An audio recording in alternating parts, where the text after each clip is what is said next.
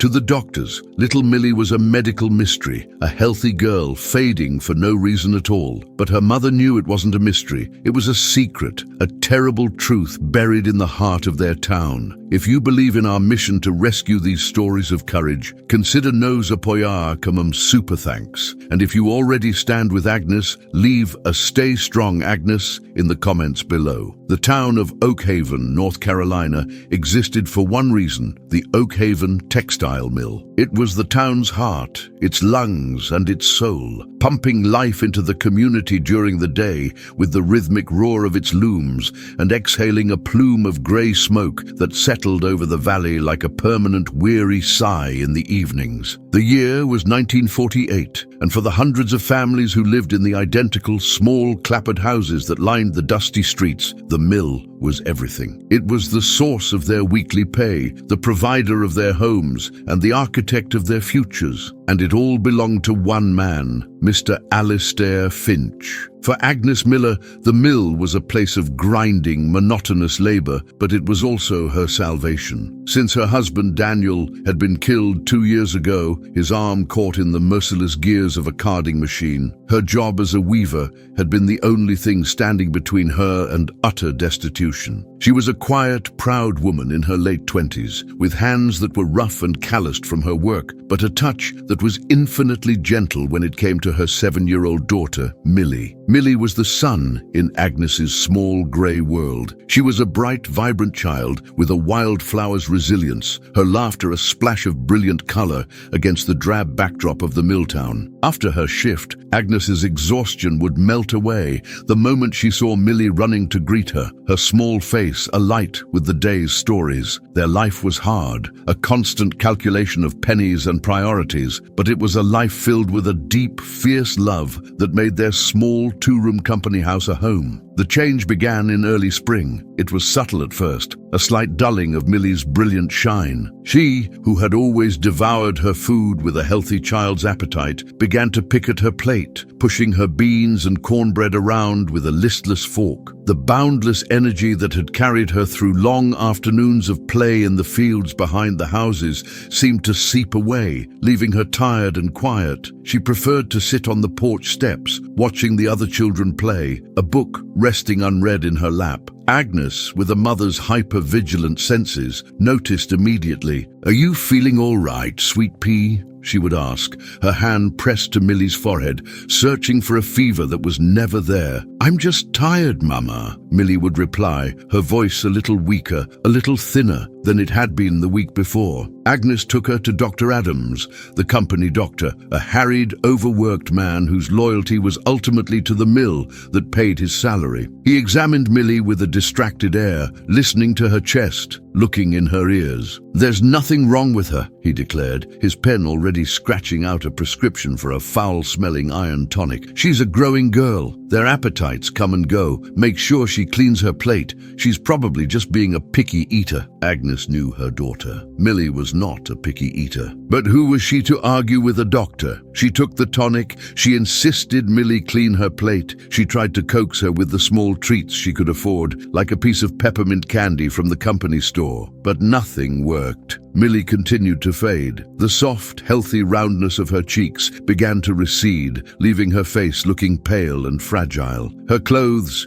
which had been snug a few months ago, now hung loosely on her small frame. She was growing thinner each day, a slow, terrifying, inexplicable wasting away. Agnes's quiet worry began to curdle into a cold, constant fear. She lay awake at night, listening to the sound of her daughter's breathing, her mind a frantic vortex of nameless terrors. Was it a sickness the doctor couldn't see? A worm? A wasting disease she had only read about in books? The helplessness was the worst part. She was a weaver. She knew how to mend a broken thread, how to create a solid, strong piece of cloth from almost nothing, but she did not know how to mend her own child. It was during this time of escalating dread that Sergeant Jacob Riley came to Oakhaven, a decorated soldier from the war, now a drill instructor at Fort Bragg. He had come to spend his 2-week leave with his elderly aunt Martha, who was in failing health. Martha lived 3 doors down from Agnes, in the same row of identical typical mill houses. Sergeant Riley was an anomaly in Oakhaven. He was an outsider, a man of the wider world, and his crisp,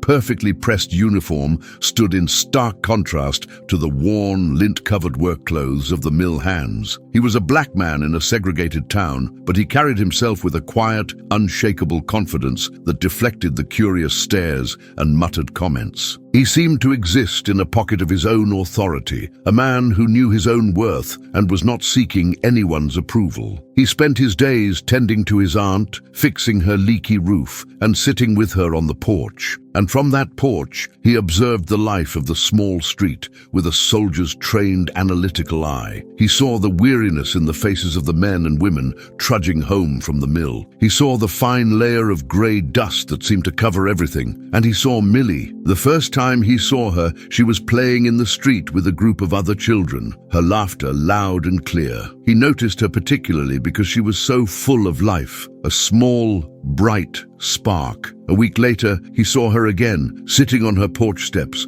her posture slumped, her face pale. He was a man trained to notice changes in a landscape, to spot the subtle signs of a threat. He saw the change in the child, and it registered in his mind as a quiet, internal alarm. Something was wrong. He saw Agnes too. He saw the way she would come home from the mill, her body stooped with fatigue, and how she would straighten up, a small, brave smile appearing on her face the moment she saw her daughter. He saw the quiet, desperate love in her eyes, and he saw the fear that was beginning to cloud them. One afternoon, he was sitting on his aunt's porch when Agnes came out to sit with Millie. She had an orange, a rare and precious treat she had bought at the company store, and she was peeling it for her daughter, the bright, citrus scent, a small luxury in the dusty air. "Here you go, baby," Agnes said, offering a slice to Millie. "A little piece of sunshine just for you." Millie took the slice, but she did not eat it. She just held it in her small, thin hand, her gaze distant and unfocused. Agnes's smile faltered, the light in her eyes dimming,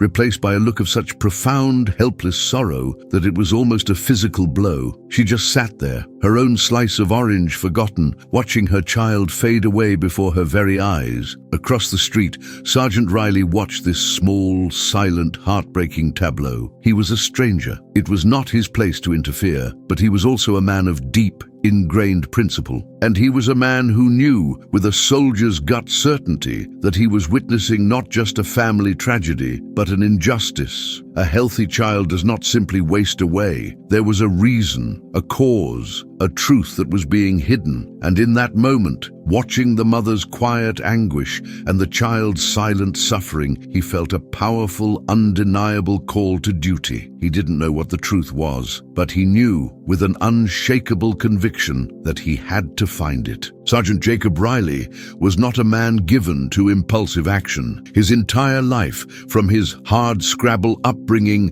to his decorated military career, had been a testament to the virtues of discipline, observation, and methodical planning. He did not rush into situations. He assessed them, gathered intelligence, and formulated a strategy. The quiet tragedy unfolding 3 doors down was a puzzle, and he approached it with the same focused intensity he would apply to a tactical problem on a battlefield. His first step was simple observation. From the vantage point of his aunt's porch, he began to pay closer attention to the daily rhythms of the Miller household. He noted what time Agnes left for the mill, what time Millie left for the small company-run school. He noted the meager groceries Agnes brought home from the company store. Most importantly, he watched Millie. He saw that her lethargy was not constant. In the mornings, she would sometimes have a brief, fleeting burst of her old energy, chasing a butterfly or skipping down the porch steps. But by the afternoon,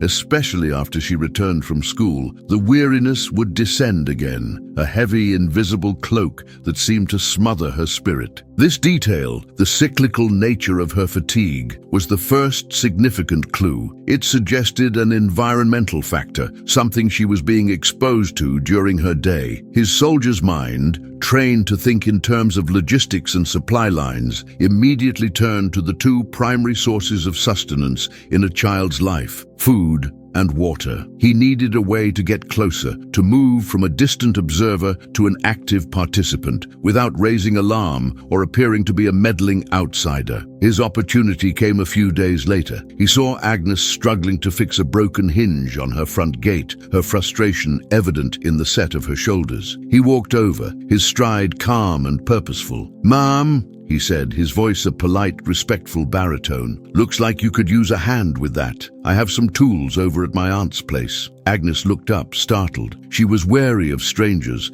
and the sudden, close presence of this tall, uniformed soldier was intimidating. But his eyes were kind, and his offer was simple and direct. I couldn't impose, Sergeant," she said. "It's no imposition, ma'am. A soldier on leave with nothing to fix gets restless," he said with a small, disarming smile. "And please, call me Jacob." He fetched his tools, and in a matter of minutes had the gate swinging smoothly and silently on its hinges. His movements were efficient, precise, the work of a man who understood how things fit together. As he worked, he spoke casually, his questions gentle, almost conversational. "Your little girl, Millie," he said, tightening a final screw. "She seems like a sweet child." "She is," Agnes said, a shadow crossing her face. "She's my whole world. She seems a bit under the weather lately," Jacob ventured, his tone carefully neutral. "My aunt was saying she hasn't been herself." The simple, non-judgmental acknowledgement of her daughter's condition was enough to breach Agnes's wall of proud reserve. The fear and frustration she had been carrying alone came pouring out. She told him about the weight loss,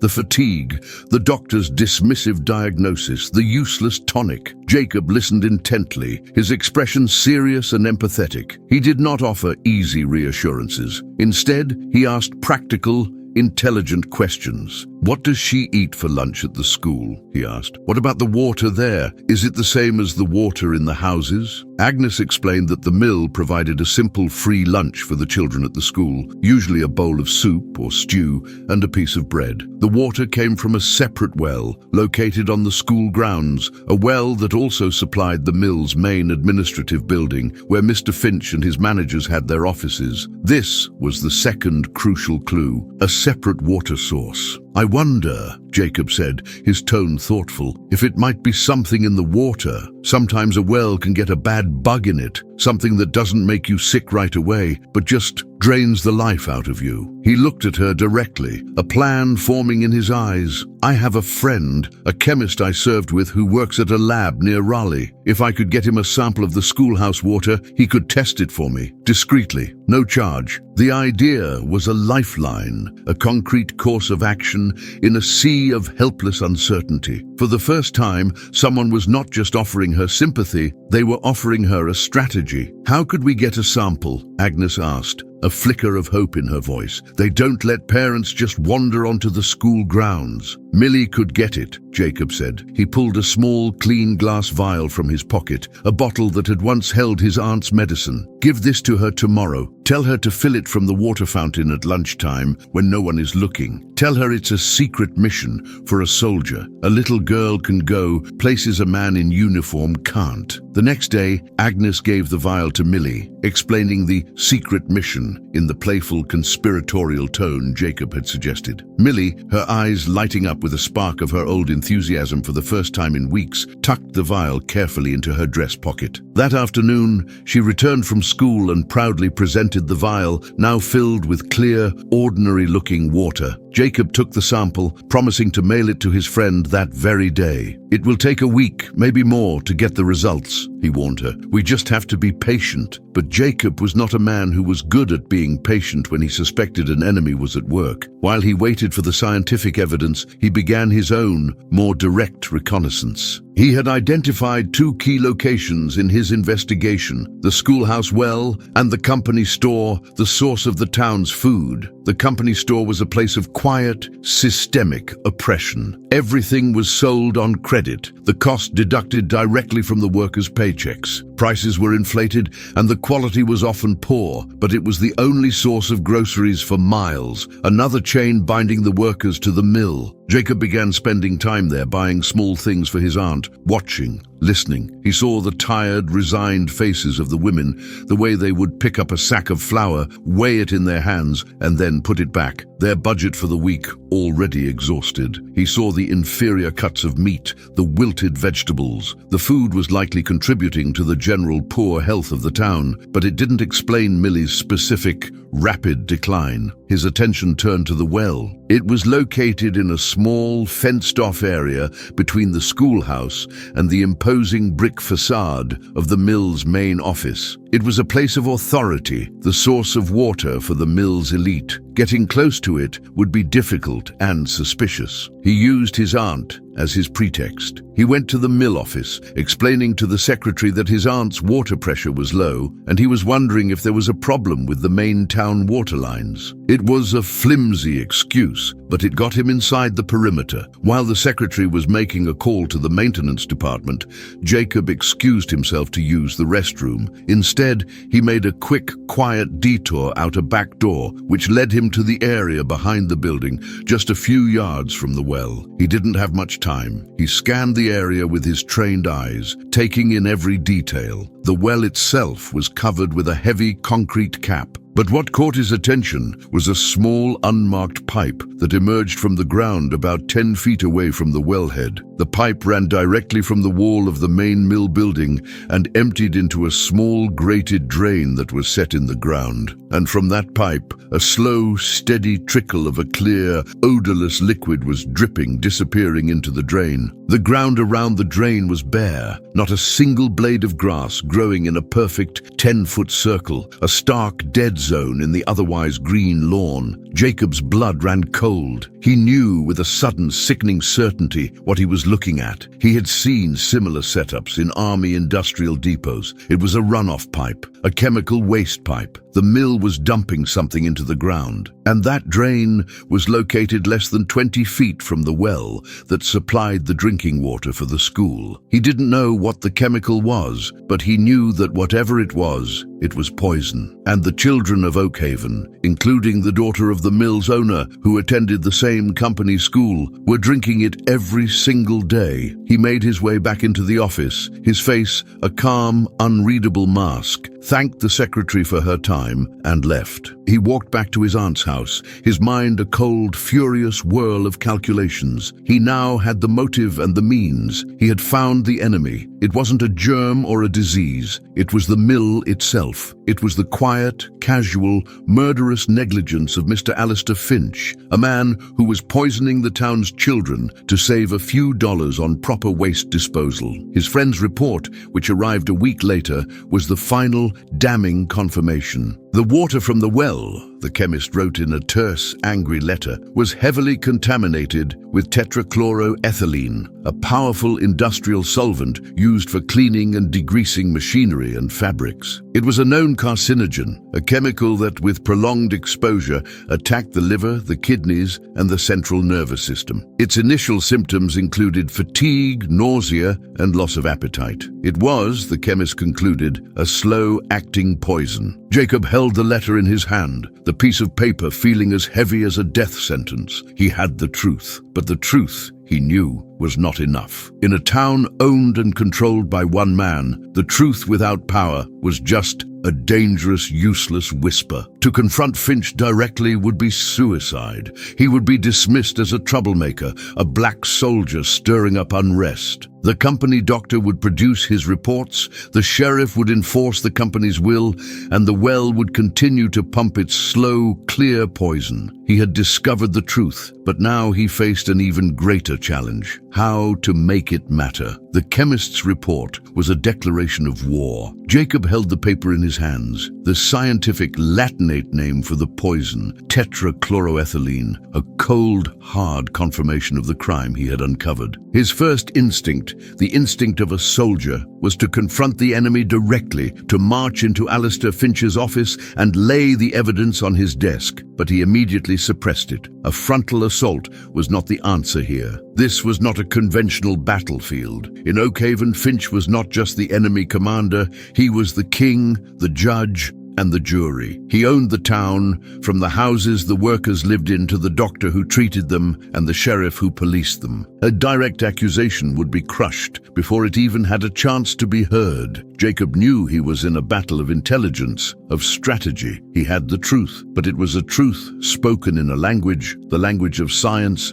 of morality, that Finch and his cronies would refuse to understand. He needed to find a different language, a different weapon, one that a man like Finch could not ignore. His second instinct was to go to Agnes, to show her the report, to share the terrible burden of this knowledge. But he held back from that too. What would it accomplish? It would only transform her fear from a vague, nameless dread into a sharp, specific terror. It would place the burden of action on her, a poor, powerless widow, and expose her to Finch's wrath. He could not, in good conscience, do that to her. He had started this fight, and he felt a profound, soldierly responsibility to see it through, to protect the civilians he had sworn to defend. He sat on his aunt's porch, the warm afternoon air, a stark contrast to the cold fury that was building inside him. He needed leverage. He needed a weapon that could strike at Finch's true source of power, and that source was not his control over the town, but his connection to the outside world, to the money and markets that fueled his mill. The Oakhaven Textile Mill, Jacob knew, did not just produce cheap cloth for the local region. A man like Finch would have bigger ambitions. He would have government contracts, military contracts, and that, Jacob realized with a sudden, electrifying clarity, was Finch's weakness. That was his Achilles heel. The military, Jacob knew from the inside, had standards.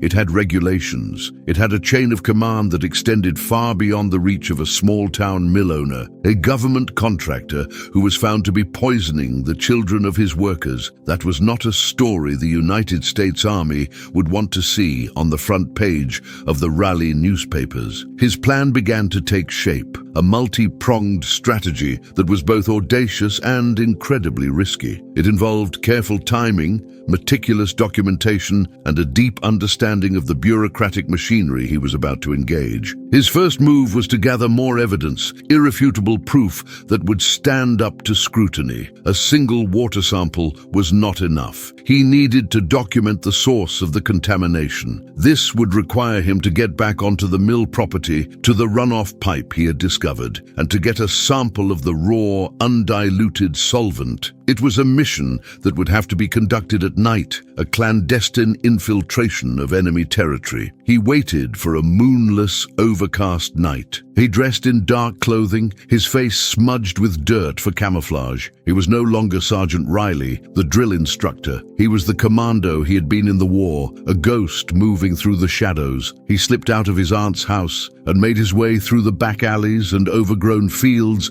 that bordered the mill, his movements silent and economical. The mill at night was a different beast. The roaring heart of the looms was silent, replaced by the eerie groans and hisses of the cooling machinery. A single security guard, an old dozing man, was posted at the main gate, a mile away from Jacob's target. He easily slipped through a gap in the perimeter fence and made his way to the back of the administrative building. Kneeling by the runoff pipe, he worked quickly, his heart pounding a steady, disciplined rhythm. He used a clean bottle to collect a sample of the chemical, the clear liquid surprisingly heavy in his hand. But he didn't stop there. He had brought a camera, a small, basic model but functional. Using a flash sparingly, shielded by his own body to prevent the light from being seen from the main road, he took a series of photographs, a close-up of the pipe, a shot of the dead, barren circle of ground around the drain, and a wider shot showing the proximity of the drain to the schoolhouse well. It was the kind of clear, damning evidence that a lawyer or a journalist would call a smoking gun. He secured the sample and the camera and slipped back into the darkness, his mission accomplished. The next day, he put the second phase of his plan into action. He wrote 2 letters. The first was to his friend, the chemist, with the new sample enclosed, requesting a formal, notarized analysis of the chemical and its concentration. The second letter was to an old friend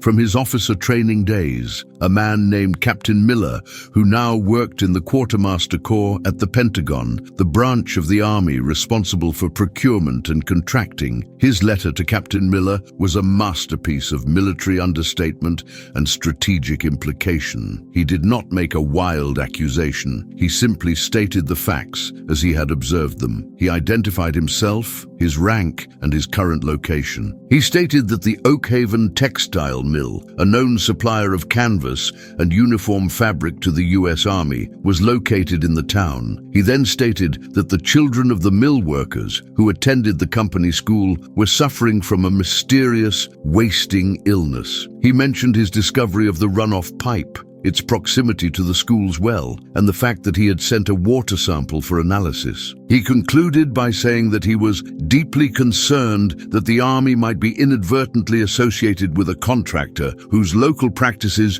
could prove to be a source of significant public embarrassment. He didn't need to say more. The phrase public embarrassment was a coded warning that any officer at the Pentagon would understand. It was a landmine. Jacob knew that his letter would trigger a quiet, internal investigation. The Quartermaster Corps had teams of inspectors whose job was to ensure that contractors were complying with federal labor and environmental laws. His letter would put Oakhaven Mill on their radar. He mailed the letters, and then the hardest part of his plan began. He had to wait. He had set 2 different machines in motion, one scientific, one bureaucratic. He had to give them time to work, to grind their way toward the truth. During this week of tense waiting, he focused his attention back on Agnes and Millie. He knew that the ultimate solution was still weeks, maybe months away. Millie was still being poisoned every day. He had to get her away from the source of the contamination, but without raising suspicion, he went to Agnes with a new proposal, a carefully constructed fiction. "Agnes," he said, his voice gentle but firm, "I've been thinking, this town, the air, the water, it's not healthy, not for a growing child. My aunt, she has a sister who lives up in the mountains, near Asheville. The air there is clean, the water is pure. It's a place where people go to recover their health." "The mountains?" Agnes said, the idea as remote and unattainable as the moon. "Jacob, I can't just pick up and move to the mountains. I have my job. It's all I have." "It would just be for a little while," he urged, "just for a month, to see if the clean air helps. You could tell the mill foreman that you have a sick relative you need to care for. They grant leaves of absence for that. I could lend you the money for the bus fare and a little extra to see you through." He was offering her once again his own meager savings. Agnes was torn. The thought of leaving her job, her only source of security, was terrifying. But the thought of watching Millie continue to fade was even more so. She looked at her daughter, who was sitting listlessly on the porch steps,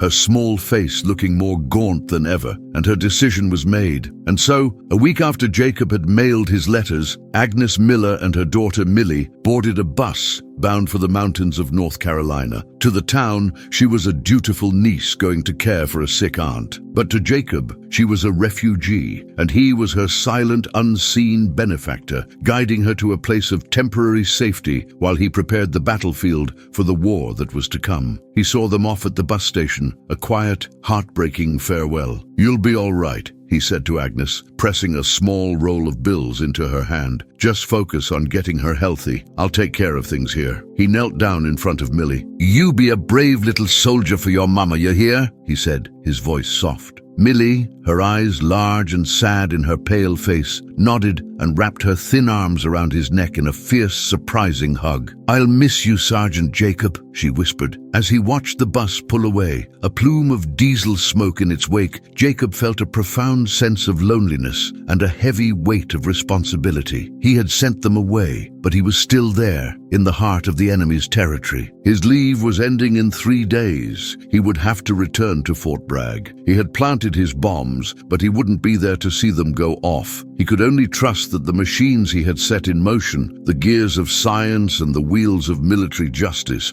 would grind their way to the right conclusion. He had done all he could. Now, he could only wait and hope. The 3 days after Agnes and Millie's departure were the longest of Jacob's leave. The small mill town, once a place of intense, focused interest, now felt like a prison. Every corner he turned, he saw the faces of the other children playing in the dusty streets, their laughter echoing in the humid air, and he saw them not as children, but as unknowing victims, drinking from a poisoned well. The weight of his secret knowledge was a heavy, suffocating burden. He was the sole custodian of a terrible truth, and the responsibility felt immense. His Aunt Martha, a shrewd, observant woman who had seen more of life from her porch swing than most people saw in a lifetime of travel, knew that something was deeply troubling him. She did not pry, but her wise, knowing eyes would follow him, a silent expression of concern. "Whatever storm is brewing in you, Jacob," she said to him one evening, "you make sure you're standing on high ground when it breaks." It was her way of telling him to be careful, to not let his righteous anger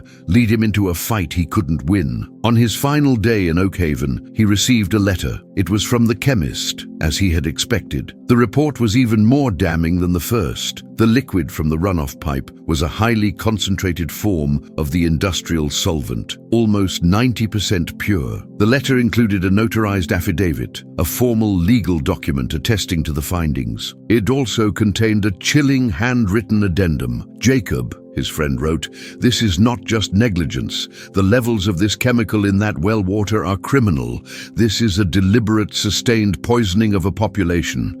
For God's sake, be careful. The kind of people who would do this are capable of anything." Jacob folded the letter and the affidavit and placed them in a secure inner pocket of his uniform jacket. This was his ammunition. He now had the irrefutable scientific proof he needed. That same afternoon, he made one final quiet trip. He went to the town's small, neglected church and found the parish priest, a young, idealistic man named Father Michael, who was new to the town and not yet completely broken by its fatalism. Jacob did not tell him the whole story. He simply handed him a sealed envelope. "Father," he said, his voice low and serious, "I am returning to my post at Fort Bragg tomorrow. I may have uncovered a situation here in Oakhaven that is of some concern. If anything should happen to me, if you should hear of me being in an accident or any kind of trouble, I want you to take this envelope, unopened, to the editor of the Raleigh News and Observer. Can I trust you to do that?" Father Michael, though confused, saw the deadly seriousness in the soldier's eyes. He took the envelope, which contained a full, detailed account of Jacob's investigation, along with the names of his contacts, and locked it in the parish safe. It was an insurance policy, a dead man's switch. Jacob had ensured that even if Finch managed to silence him, the truth would not be silenced with him. He left Oakhaven the next morning, his heart heavy. He felt like a soldier leaving his post before the battle was over. He had laid the groundwork for the attack, but he would be miles away when the first shots were fired. He had to trust in the systems he had set in motion and in the courage of the good people he had enlisted in his quiet, undeclared war. Back at Fort Bragg, Jacob threw himself into his work, the brutal, repetitive and deeply familiar routine of turning raw recruits into soldiers. He was a legendary drill instructor, known for his unyielding toughness, but also for his deep, almost paternal concern for the young men under his command. He pushed them to their limits, but he also made sure they wrote home to their mothers, that they took care of their gear, that they understood the profound responsibility they were about to undertake. But a part of his mind was always elsewhere, in the small, dusty town of Oakhaven. He checked his mail every day, his heart pounding a little faster, looking for a letter from Agnes, for a response from Captain Miller at the Pentagon. For 2 weeks, there was nothing. The silence was unnerving. He began to fear that his letters had been lost, that his plan had failed, that he had abandoned Agnes and Millie to their fate. The first sign that the gears were turning came in the form of a letter from Agnes. It was written on cheap lined paper, but her handwriting was neat and her words were full of a cautious, blossoming hope. They were safe in the small mountain town, living in a clean, rented room, and Millie Millie was getting better. "It is like a miracle, Jacob," she wrote. "The mountain air, the clean water. Her appetite has returned. She has a little color in her cheeks for the first time in months. She even chased a squirrel yesterday. She asks about you every day. She misses her Sergeant Jacob." The relief that washed over Jacob as he read those words was so profound, it almost buckled his knees. His initial diagnosis had been correct. Removing Millie from the source of the poison was allowing her small, resilient body to heal. He had saved her. Whatever else happened, he had saved her. The knowledge settled a small, quiet peace in his soul. The second sign, which came a week later, was far more dramatic. It was a letter from Captain Miller at the Pentagon. It was short, formal, and written in the clipped, precise language of the military.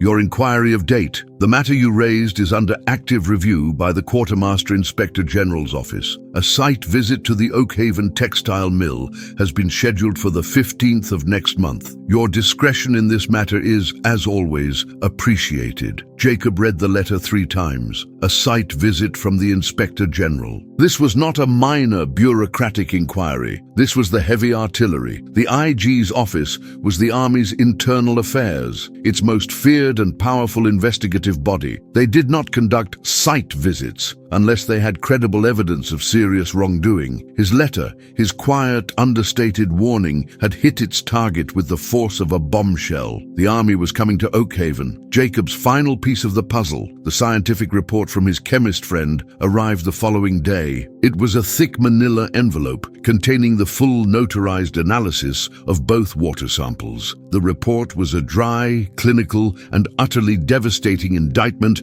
of the Oakhaven Textile Mill. It detailed the exact chemical composition of the solvent, its known toxic effects on the human body, and the shockingly high concentration of the chemical in the schoolhouse well water. Levels that were, the report stated, grossly in excess of any known industrial safety standard and profoundly dangerous to human health, particularly that of children. Jacob now held all the cards. He had the scientific proof, he had the military investigation in motion, and he had the human evidence in the form of Millie's miraculous recovery. But he also knew that the arrival of the IG inspectors could be a double-edged sword. Finch would be on the defensive. He would try to cover his tracks to intimidate the townspeople into silence. The inspectors, who were outsiders, might find nothing but a wall of fear. He needed someone on the inside, someone on the ground in Oakhaven who could guide them to the truth. He knew, with a heavy heart, that the time had come to bring Agnes into the fight. She was no longer just the mother of a victim. She was now the key witness. He wrote her a long, careful letter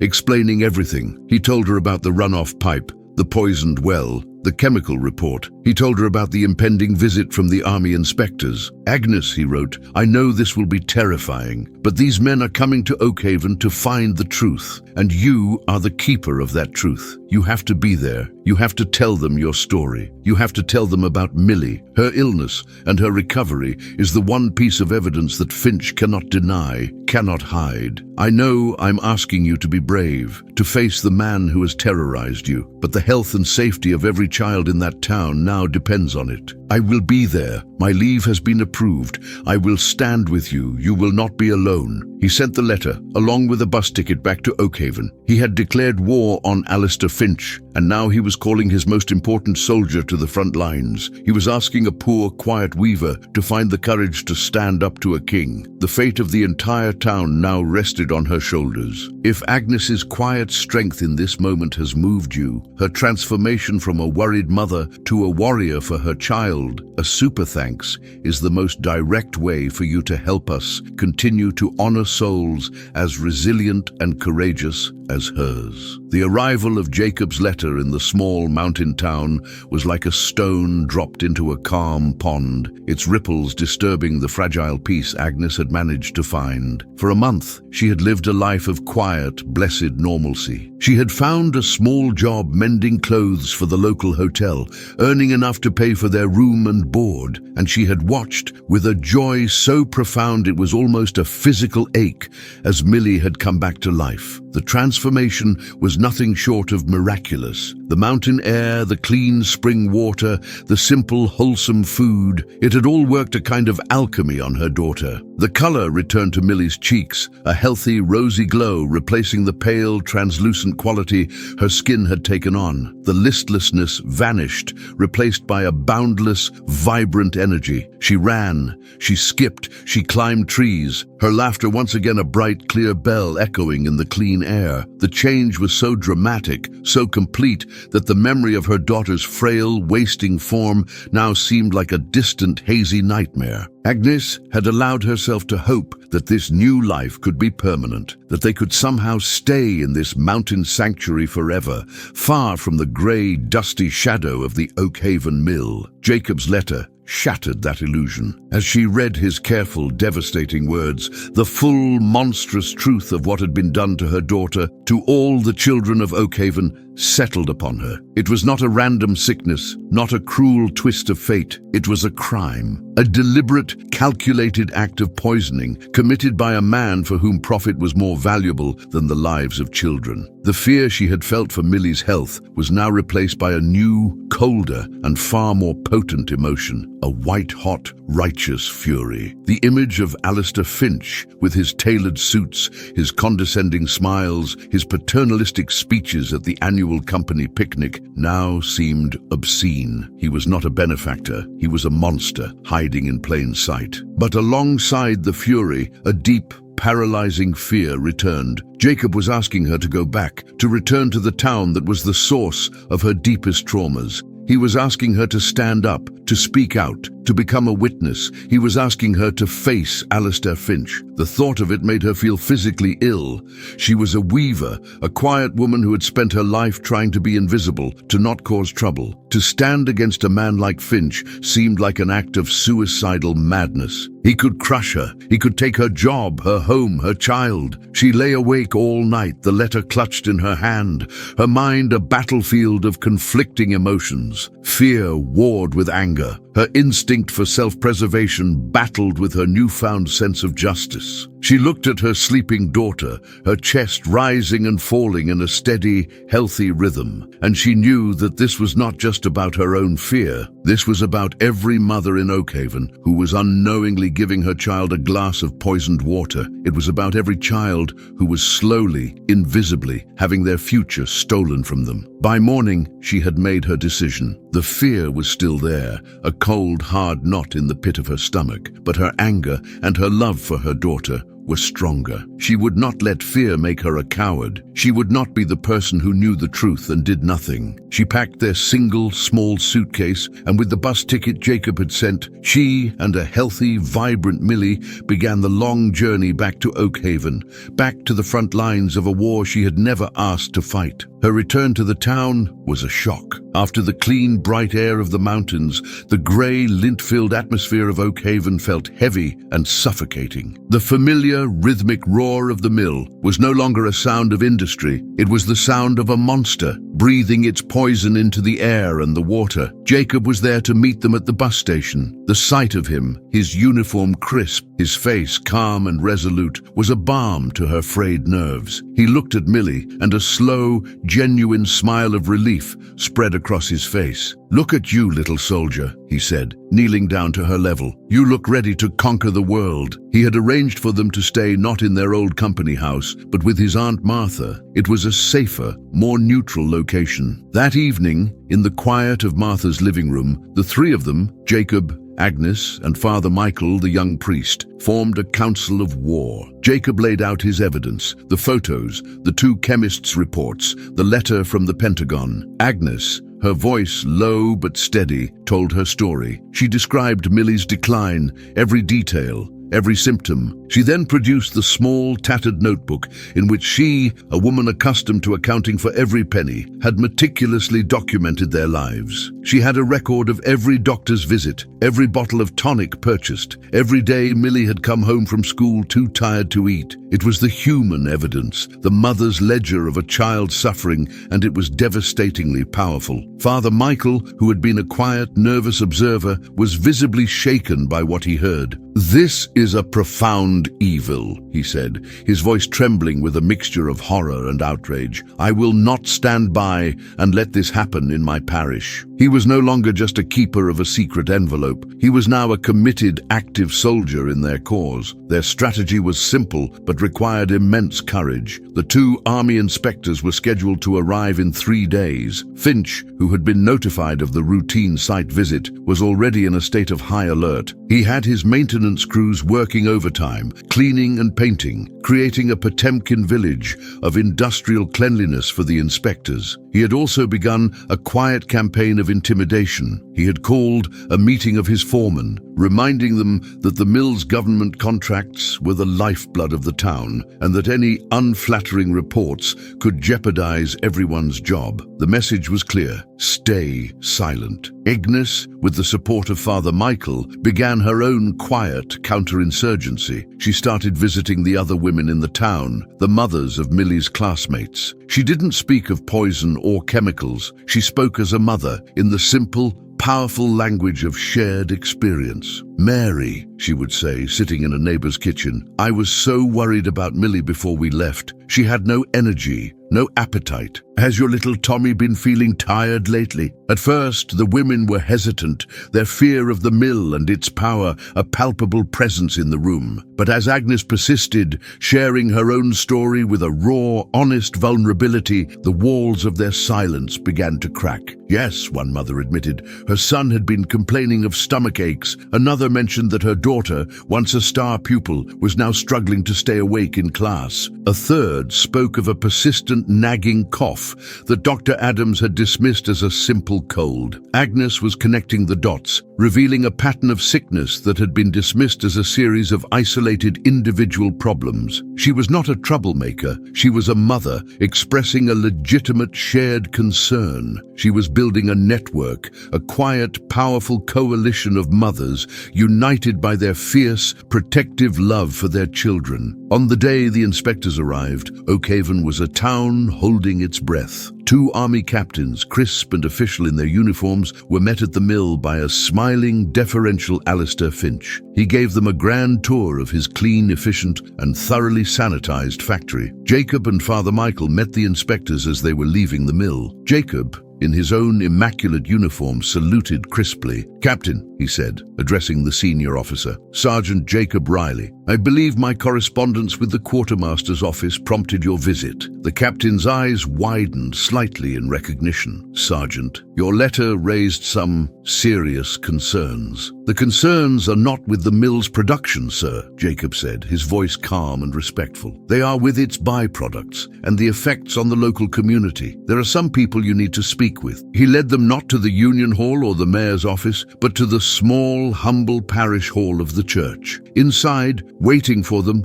were 20 women. It was Agnes and her army of mothers. What happened next was an unprecedented event in the history of Oakhaven. One by one, the women stood up and told their stories. They spoke of their children's lethargy, their stomach pains, their persistent coughs. They were not hysterical. They were calm, factual, and united. Their collective testimony was a powerful, undeniable wave of evidence. And then Agnes stood up. She told her story of Millie's vibrant health, her slow, terrifying decline, and her miraculous recovery in the mountains. She presented her notebook, her mother's ledger, as evidence. Finally, Jacob stepped forward and presented the 2 chemists' reports, the photographs, and the notarized affidavit. The 2 captains listened in a stunned, grim silence. They were soldiers, men of facts and evidence, and the evidence before them was irrefutable. They had come to Oakhaven to inspect a factory. They had uncovered a conspiracy. Alistair Finch, who had been summoned to the meeting, sat at a table in the corner, his face turning from a confident pink to a pasty, terrified grey. He blustered, he denied, he accused Jacob of being an outside agitator. But his words were empty, useless against the calm, united power of the women and the cold, hard facts of the scientific reports. He had been flanked, outmaneuvered, and utterly defeated. The king, in his own parish hall, had been dethroned by a quiet weaver, a black soldier, a young priest, and an army of ordinary mothers. The parish hall meeting was not the end of the war, but it was the decisive battle. The two army captains, grim-faced and armed with a mountain of irrefutable evidence, left Oakhaven not with a routine inspection report, but with a dossier that detailed a major public health crisis and a potential criminal conspiracy. Alistair Finch, who had entered the meeting as the untouchable patriarch of his company town, left as a cornered, desperate man, the foundations of his empire cracking beneath his feet. The immediate aftermath was a period of tense, uncertain quiet. The inspector's official report would take weeks to work its way through the labyrinthine channels of military bureaucracy. During this interlude, Finch launched a desperate, last-ditch counter-offensive. He could not undo the testimony of the mothers or the damning science of the chemist's reports, so he attacked the messenger. He used the one weapon he had left: fear and prejudice. He started a vicious whisper campaign against Jacob. His foreman, loyal to the man who signed their paychecks, spread rumors throughout the mill. Jacob Riley, they said, was not a concerned soldier. He was a troublemaker, a northern agitator sent to stir up racial unrest and destroy their town. They claimed he had fabricated the evidence, that he had a personal vendetta against Mr. Finch. They preyed on the deep-seated racial anxieties of the poor white workforce, suggesting that this black soldier was trying to take their jobs, to ruin their lives, to upend the natural order of things. For a few days, the campaign seemed to work. The town, which had been briefly united in its concern for the children, began to fracture along the old, familiar lines of race and fear. The men in the mill, terrified of losing their jobs, began to look at Jacob with a renewed suspicion and hostility. The women Agnes had so bravely organized began to waver, afraid of the consequences for their husband's employment. But Finch had made a critical miscalculation. He had underestimated the profound, transformative power of what had happened in that parish hall. The women of Oakhaven were not just a collection of frightened individuals anymore. They had stood together, they had spoken with one voice, and they had discovered their own collective strength, and they had a leader in Agnes Miller. Agnes, who had once been defined by her quiet timidity, was now a woman of unshakable resolve. She refused to let Finch's campaign of fear destroy the coalition she had built. She went from house to house, not to argue or to persuade, but simply to listen. She sat in their kitchens and listened to their fears about their husbands' jobs, about being evicted from their company houses. She acknowledged their fear, she validated it, but she did not let it become the final word. "I am afraid too," she would say, her voice low and steady. "But I ask you to remember one thing. Remember the look on your child's face when they were too tired to play. Remember the nights you sat up with them when they couldn't stop coughing. Mr. Finch is asking you to choose between your job and your child's health. But that is not a choice any mother should have to make. That is not a choice a decent man would ever ask us to make." Her quiet, moral clarity was more powerful than Finch's loud, fear-mongering threats. Slowly, painstakingly, she held her coalition together. The women of Oakhaven, who had been taught their whole lives that they were powerless, began to realize that they held a power that Finch could not touch, the unyielding, ferocious power of a mother's love. The first official blow against Finch came not from the army, but from the state capital. The Raleigh News and Observer, having received an anonymous tip sent by Father Michael at Jacob's direction, enclosing a copy of the chemist's report, published a front-page exposé. The story, titled "Poison in the Well, an Appalachian Town's Children at Risk," was a journalistic bombshell. It detailed the chemical contamination, the mysterious illnesses, and the mill's apparent culpability. The article set off a firestorm. State health inspectors, who had for years ignored the plight of the isolated mill town, were suddenly dispatched to Oakhaven. They took their own water samples, they interviewed the families, and their findings confirmed everything Jacob's investigation had uncovered. The schoolhouse well was declared a public health hazard and was immediately sealed. Clean water was trucked in, and for the first time in years, the children of Oakhaven drank water that was not slowly killing them. The second blow came from the Pentagon. The Inspector General's report was finalized, and its conclusions were devastating. The Oakhaven Textile Mill was found to be in gross violation of its federal contracts, which included strict adherence to environmental and labor safety standards. All existing military contracts with the mill were immediately suspended, pending a full criminal investigation by the Department of Justice. For Alistair Finch, this was the fatal blow. The government contracts were the most profitable part of his business, the foundation upon which his wealth and power were built. Without them,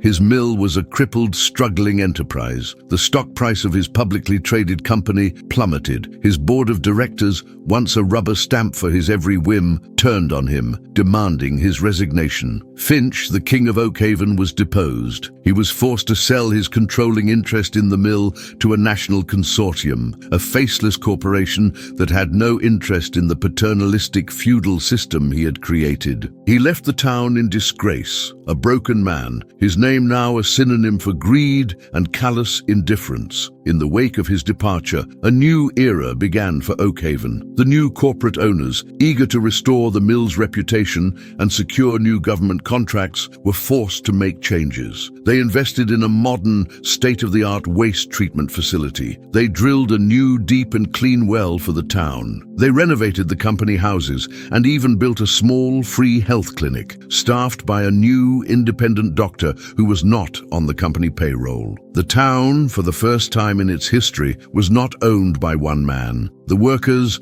emboldened by their victory, formed a union, negotiating for better wages and safer working conditions. The fear that had been the town's constant companion for generations began to dissipate, replaced by a new, fragile but powerful sense of hope and self-determination. None of this would have been possible without the quiet courage of one soldier and one mother. Jacob Riley, whose actions had been the catalyst for this revolution, was quietly, officially commended by the army for his outstanding vigilance and unwavering commitment to the principles of civic duty. He became a quiet legend in the Quartermaster Corps, a cautionary tale for any contractor who thought they could cut corners at the expense of human lives. But his true reward was not in the official commendation. It was in the letters he received every week from Agnes. She had become the town's unofficial historian, its chronicler of change. She wrote to him about the new clinic, about the union meetings, about the children, who were now universally healthy,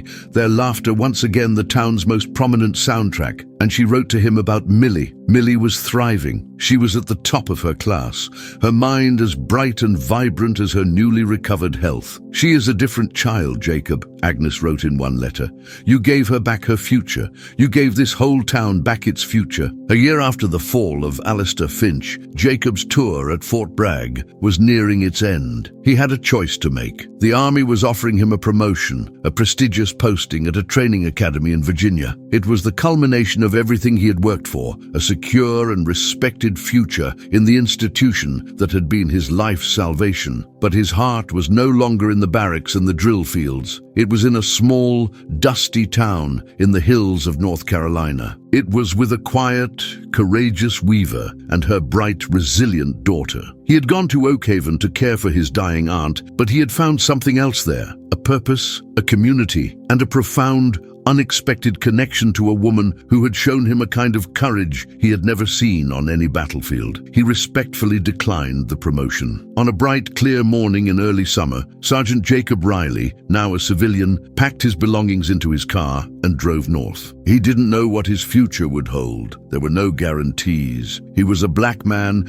in a still segregated South, and life would not be easy. But for the first time, he was not just following orders or fulfilling a duty. He was choosing his own path. And that path was leading him back to Oakhaven, back to Agnes and Millie, back to the home he had never known he was looking for. He was returning, not as a soldier coming to save a town, but as a man coming to join a community he had helped to build, a community that was, against all odds, learning to save itself. Jacob's return to Oakhaven was not marked by fanfare or a hero's welcome. He arrived on a quiet Tuesday afternoon, his car dusty from the long drive, and pulled up in front of the small, neat house that had once belonged to his Aunt Martha, who had passed away peacefully a few months prior, leaving the home to him in her will. He stepped out of the car, no longer in the crisp, authoritative uniform of a drill sergeant, but in the simple civilian clothes of a man coming home. The town he returned to was in the midst of a quiet, profound transformation. The physical changes were the most obvious. The new corporate owners of the mill,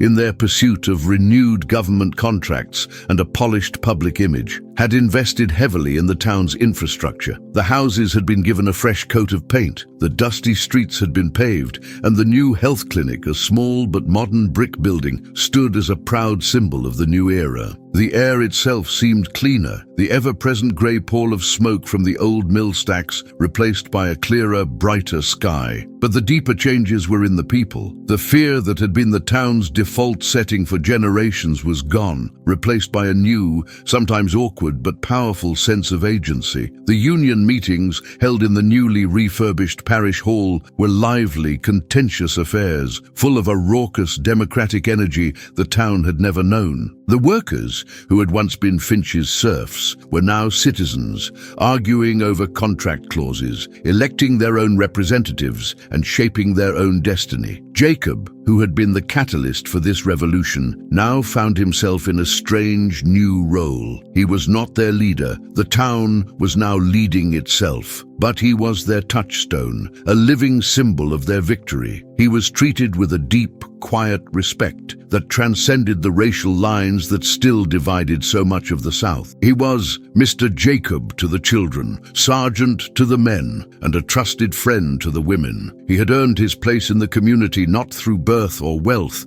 but through an act of profound moral courage, and the town, in its own way, was determined to honor that. He did not seek a position of power. He took a job at the mill, not as a manager, but as a mechanic in the newly formed maintenance department. His engineering skills, once used to build bridges under fire, were now applied to the complex, intricate machinery of the looms. He found a quiet satisfaction in the work, in the logic of the gears and levers, in the tangible, productive rhythm of the factory. He was a man who understood how systems worked, and he took a quiet pride in keeping the heart of his new community running smoothly and safely. But the true center of his new life was Agnes and Millie. The bond that had been forged between them in a time of crisis now had the space to blossom into something deeper and more profound. Their courtship was a quiet, gentle affair, a slow, tentative weaving together of two lives that had been scarred by loss and hardship. It was a courtship of shared meals in Agnes's small, warm kitchen,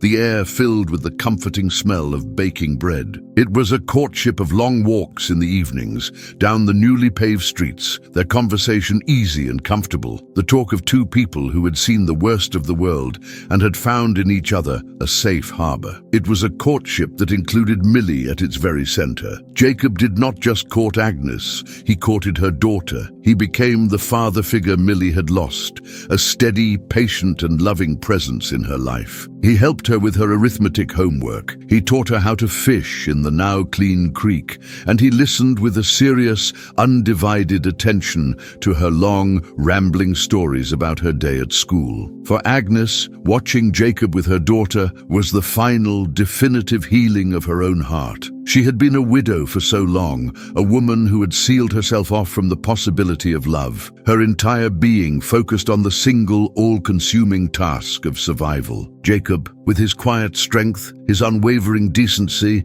his gentle, steadfast love, had slowly, patiently broken down her walls. She found herself laughing again, a real, unburdened laugh that she had thought was lost to her forever. She was no longer just a survivor, she was a woman who was learning once again how to live. Their wedding, which took place a year after his return, was a simple, beautiful ceremony in the small church, with Father Michael presiding. The entire town seemed to be in attendance, packing the pews, their presence a joyful communal blessing on this union that had, in so many ways, been the salvation of them all. Millie, as the flower girl, was radiant in a dress that Agnes had made, her face alight with a happiness so pure it seemed to light up the whole church. As Jacob and Agnes stood at the altar and said their vows, it was not just the joining of two people, but the formal creation of a family that had been born not of blood, but of a shared, courageous fight for justice. The years that followed were years of quiet, steady progress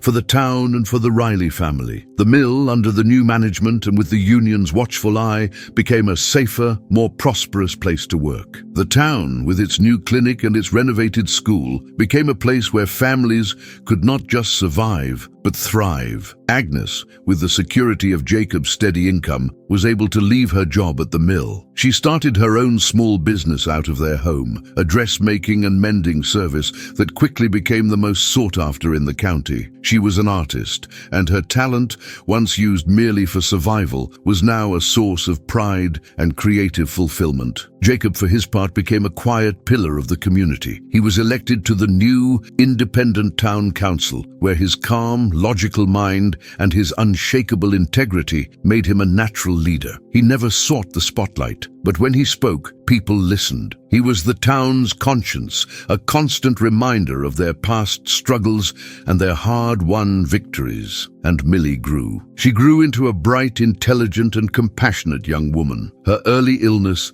a distant, almost forgotten memory. She inherited her mother's artistic talent and her stepfather's sharp, analytical mind. She excelled in school, her love of learning a burning, passionate fire. She dreamed of becoming a doctor, a dream that for a poor girl from a mill town would have once been an impossible fantasy. But in the new Oakhaven, a town that was learning to invest in its children's futures, it was a dream that was within reach. One summer evening, when Millie was 16, she and Jacob were sitting on the porch, watching the fireflies begin to light up the twilight. Millie had just been awarded a full scholarship to the University of North Carolina, the first student from Oakhaven to ever achieve such an honor. "I was thinking about him today," Millie said quietly, her voice thoughtful. "Mr. Finch." Jacob was silent for a moment. The name was one that was rarely spoken in the town anymore. The memory of his reign, a shameful chapter that most people preferred to forget. "What were you thinking about him?" Jacob asked. "I was thinking that, in a strange way, I should be grateful to him," Millie said, a surprising maturity in her voice. "If he hadn't been so cruel, if he hadn't poisoned the well, you never would have come into our lives. None of this," she gestured to the peaceful, prosperous town around them, "would have happened. His evil, it was the seed that grew all of this good." Jacob looked at his daughter, his heart swelling with a love and pride so powerful it was almost overwhelming. She had understood the profound, complex, and often paradoxical nature of their story. She had seen that out of the deepest darkness, the brightest light could be born. That out of a great injustice, a greater justice could be forged. "You're a wise woman, Millie Riley," he said, his voice thick with emotion. "Wiser than you know." He thought back to that day, so many years ago, when he had first seen her, a small, fading child on a porch step. He had been a soldier then, a man trained to fight enemies, to see the world in terms of threats and battlefields. But this quiet, peaceful life, this family, this community, this was the true victory. He had not just saved a child, he had helped to build a world where that child could grow up safe, healthy, and free to dream. And in doing so, he had finally, truly come home. Life in Oakhaven settled into a rhythm of peaceful, hard-won prosperity. The years passed, weaving a new fabric for the town, a cloth of resilience and quiet dignity. The Riley family, Jacob, Agnes and Millie, were the steady, central thread in this new tapestry. Their home was a place of warmth and welcome, a quiet hub of the community's new, healthier life. Jacob, with his calm wisdom, served term after term on the town council, guiding Oakhaven's slow, steady growth with a mechanic's practical, no-nonsense approach. Agnes's dressmaking business flourished, her artistry becoming a source of pride for the entire town. And Millie, the child who'd been the catalyst for it all was away at the university, her long, brilliant letters home a source of constant joy and wonder for her parents. The memory of Alistair Finch and the poisoned well did not disappear completely. It became a part of the town's founding myth, a cautionary tale told to the younger generation, a reminder of the darkness they had overcome. It was a scar, but a scar that had healed, a testament to the community's ability to mend itself. And then, one autumn afternoon, nearly 20 years after Finch had been driven from the town in disgrace, a long, black, chauffeur-driven Cadillac glided silently into Oakhaven and pulled up in front of the town hall. The man who emerged from the back seat was old and stooped, his once imposing frame shrunken, his face a web of angry, broken veins. He leaned heavily on a silver-headed cane, his breathing shallow and labored. It was Alistair Finch. The news of his return spread through the town like a cold wind. He had not been seen or heard from in 2 decades. After losing the mill, his other business ventures had failed, and he had slipped into an obscurity of ill health and bitter resentment. Now, he was back. But why? He had summoned the town council to a meeting. Jacob, as the council chairman, met him at the door. The two men, who had been the opposing generals in a war that had defined the town's history, stood face to face for the first time in 20 years. Finch's eyes, once full of arrogant power, were now clouded with a rheumy, bitter haze. He looked at Jacob, at the town hall, at the clean paved streets, and a look of profound, venomous hatred twisted his features. "You," he rasped, his voice a dry, rattling whisper. "You did this. You took everything from me. You did this to yourself, Mr.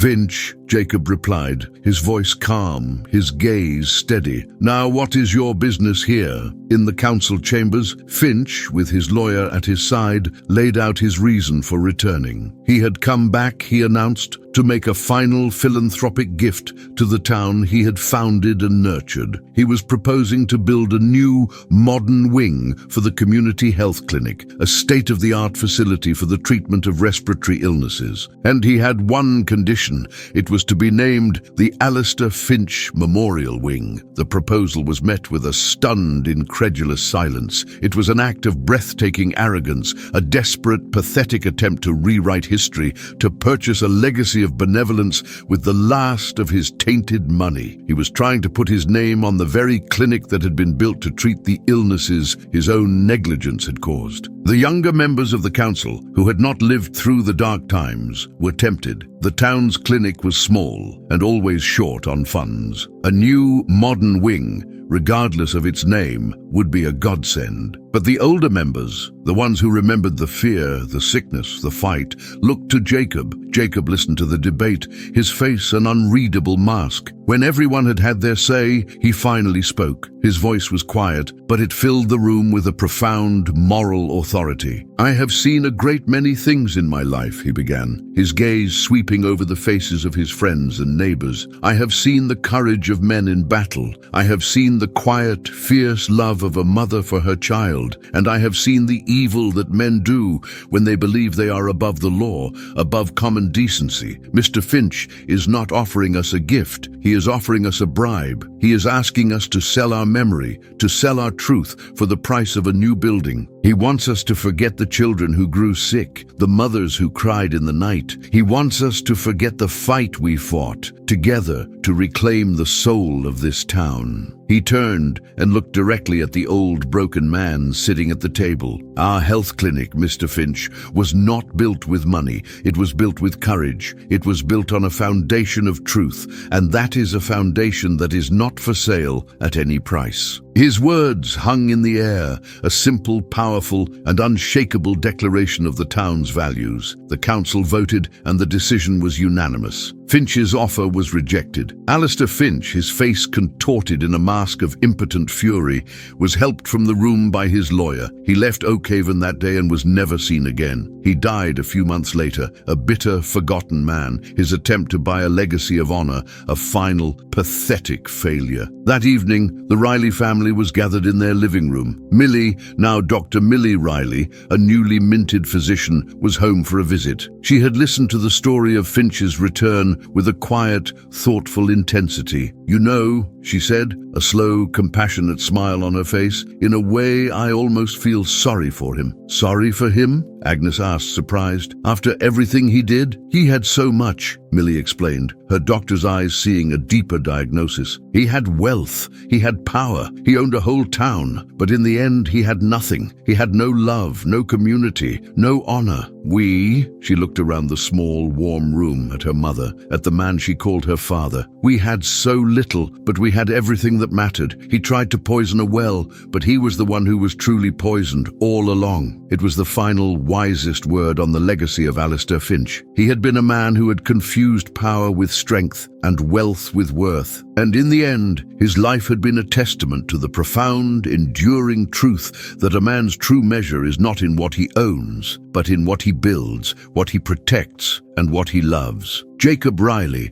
the quiet soldier who had come to a small, forgotten town, had not sought wealth or power. He had sought only to do what was right, and in doing so, he had built a life of immeasurable richness. He had built a family. He had helped to build a community. And he had, in the process, created a legacy of courage, integrity, and love that would endure long after the last vestiges of Alistair Finch's tainted empire had crumbled into dust. The quiet dignity of the humble had not just survived, it had triumphed, and in its triumph it had remade the world. Your generous support through Super Thanks ensures that the flame of these powerful memories of triumph will never be extinguished. Thank you. The rejection of Alistair Finch's gift was a defining moment for Oakhaven, a final collective act of exorcism. The town had looked its former tyrant in the eye and had refused to blink, choosing its hard-won integrity over the allure of easy money. The story of the council meeting became a new chapter in the town's lore, a testament to its transformed character. Oakhaven was no longer a place of fear and submission. It was a community that knew its own worth, a worth that couldn't be quantified in dollars and cents. The years continued their gentle, steady passage, and the town thrived in its quiet, unassuming way. The new generation, the children who had grown up drinking clean water and breathing clean air, saw the world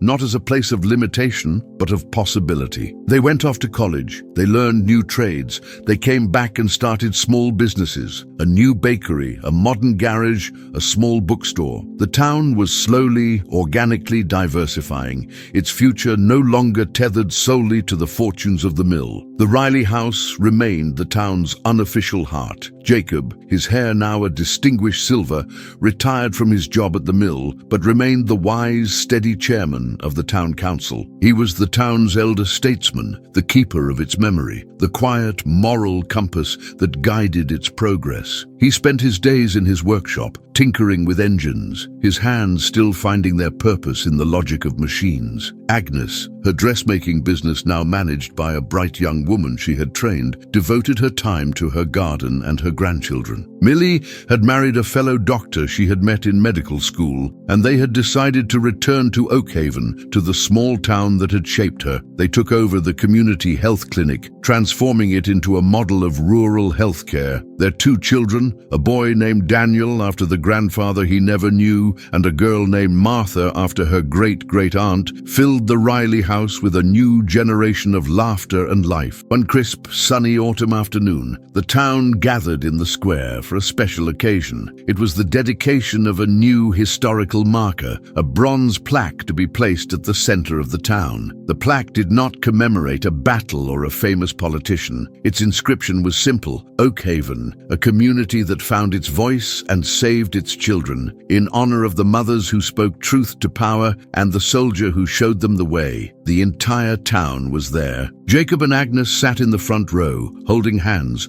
their faces a mixture of pride, humility, and a touch of overwhelmed surprise. They had not sought this honor, but the town had insisted. It was their way of ensuring that their story would never be forgotten. Millie, now Dr. Riley, a respected and beloved figure in the community, stood at the podium to give the dedication speech. She looked out at the faces of her friends and neighbors, at the children playing on the grass, at the clean, prosperous town that had risen from the ashes of a poisoned past. We are here today to dedicate a piece of bronze," she began, her voice clear and strong. "But what we are truly here to celebrate is something far more enduring than metal. We are here to celebrate the courage of ordinary people. We are here to honor the truth that the most powerful force in any community is not the factory owner, not the politician, but the unwavering love of a parent for a child." She spoke of the dark times, not with bitterness, but with a historian's clarity and a doctor's compassion. She spoke of the fear and the silence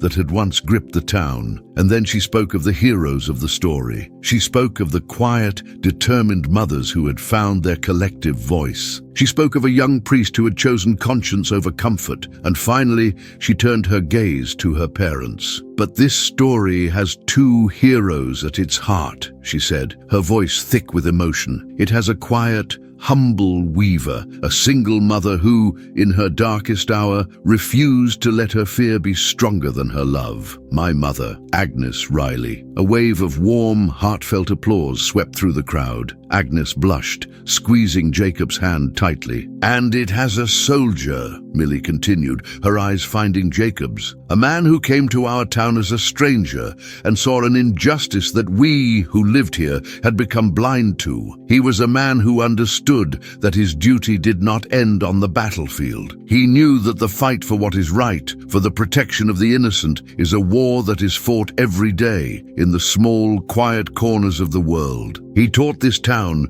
that true strength is not about the uniform you wear or the power you wield. It is about the integrity of your heart. My father, Jacob Riley." The applause for Jacob was thunderous, a roar of love and gratitude from the community he had made his own. He stood up, a slow, humble smile on his face, and simply nodded to the crowd, his quiet dignity a more powerful speech than any words could be. Later that day, after the ceremony, the Riley family walked home together. The late afternoon sun cast long, golden shadows across the street. Little Daniel and Martha ran ahead, their laughter echoing in the peaceful air. Jacob, Agnes, and Millie walked behind, arm in arm. "It was a good day," Agnes said softly, her head resting on Jacob's shoulder. "It was," Jacob agreed, his voice a low, contented rumble. They stopped at the edge of their yard, by the front gate that Jacob had fixed so many years ago, the first small act of kindness that had set everything in motion. They looked at their home, at the grandchildren playing on the lawn, at the lights beginning to twinkle on in the houses of the town they had helped to heal. Jacob thought back to his life before Oakhaven, a life of barracks and discipline, of order and loneliness. He had been a good soldier, a man who followed orders and did his duty, but here, in this small, improbable town, he had found a different kind of duty, a different kind of service. He had learned that the greatest battles are not fought with guns, but with truth. The greatest victories are not measured in territory gained, but in lives healed. And the greatest honor is not a medal pinned to a uniform, but the quiet, enduring love of a family and a community. He had come to Oakhaven expecting to find only the quiet end of his aunt's life. Instead, he had found the vibrant, unexpected beginning of his own. The daughter of the single mother was no longer wasting away. She was a healer, a leader, a testament to the town's resilience. And the black soldier had not just discovered the truth, he had discovered a home, a love, and a peace that was more profound and lasting than any he had ever known. His quiet, unassuming life was, in its own way, a masterpiece. A life built not on what he had taken from the world, but on what he had so bravely, so honorably, and so lovingly given back. Your generous support through Super Thanks ensures that the flame of these powerful memories of hope and human decency will never be extinguished. Thank you.